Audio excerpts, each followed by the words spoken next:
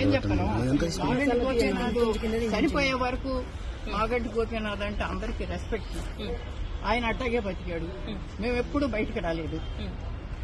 నేను ఎడ్యుకేటెడ్, మంచి చెడు అన్ని నేను ఎప్పుడు బయటకు రాలేదు. అతను చచ్చిపోవటం కాదు, చావే ఒక మిస్టరీ చేశారు. ఏం జరిగింది చెప్పండి. ఇది అంతా మరి కేటీఆర్ గారి వల్లే జరిగిందని నేను జవాబు ఆయనే చెప్పాలి నాకు. ఎందుకంటే ఒక హాస్పిటల్లో ఉన్నాడు, చచ్చిపోయాడని కొంతమంది అంటున్నారు. చూడనివ్వట్లా, పంపించలేదు. స్టాండర్డ్ గా ఆ తల్లి అన్న వదిన రాకూడదు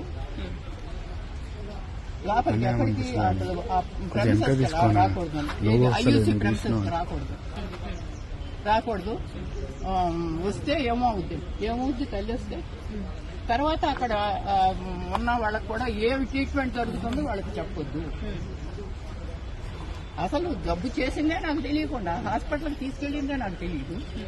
ఎవరో హాస్పిటల్ తెలిసిన ఆయన ఫోన్ చేసి బాబు వచ్చేసాడట అని పెద్ద బాబు ఏంటి ఏంటంటే వెళ్తే రానివరే. అలాగే ఇప్పుడు కూడా వాళ్ళ కొడుకుని కానీ మీరు ఎందుకు చనిపోయినప్పుడు ఎందుకు రాలేదని చెప్పి అయితే అడుగుతున్నారు. భార్య ఎందుకు రాలేదు, కొడుకు ఎందుకు రాలేదు, గోపీనాథ్ గారు చనిపోయినప్పుడు ఏ కారణం చేత వాళ్ళు రాలేదు.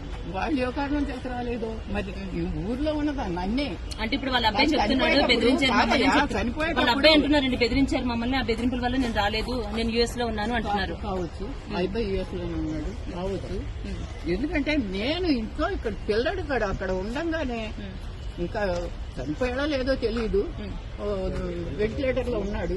ఒక్కసారి చూస్తానంటేనే నన్ను కన్న తల్లిని, ఆడికి 63 ఏళ్లు, నాకు 92 ఏళ్లు. ఏమ్మా చివరి దశలో ఇటువంటి బాధ వచ్చింది ఏంటి? పిల్లాన్ని చూస్తానంటే చూడలేకుండా చేసి 3 రోజులు మరి వెంటిలేటర్ లో అట్టు పెట్టారు. నాకేంటి డాక్టర్స్ రావచ్చమ్మా అంటే నాకు తెలియదు కదా, ఆశ అనమాట. వస్తున్నా అక్కడే పడినా. ఈ కేటీఆర్ గారు ఒకసారి వచ్చారు, వచ్చినప్పుడు అయ్యా నా నీకు రానివ్వట్లేదు కొంచెం చెప్పాయా అంటే గమ్మని తలుపు మూసుకుని వెళ్ళిపోయాడు. కానీ అయ్యో వస్తాను చూస్తాను ఏంటమ్మా అని మాట కూడా అడగదు ఆయన. వచ్చి ఆమెతో మాట్లాడాడు పైకి వెళ్ళి. వాళ్ళు వేరే రూమ్ లో ఉన్నారు, మాట్లాడా అక్కడ పరిగెత్తారు.